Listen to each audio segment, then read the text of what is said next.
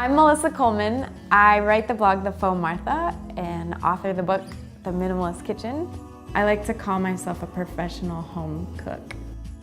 I became a working mom, and that's when the pantry and the kitchen in general just broke for me.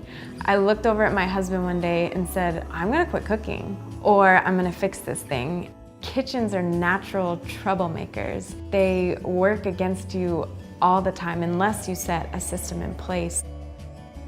My background is in graphic design, and it influenced the way that I approached recipes and the way I set up my kitchen. I wanted it to be efficient.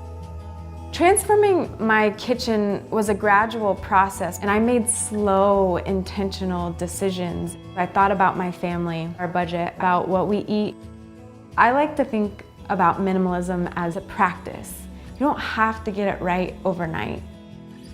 Hygge is the Danish word to mean cozy.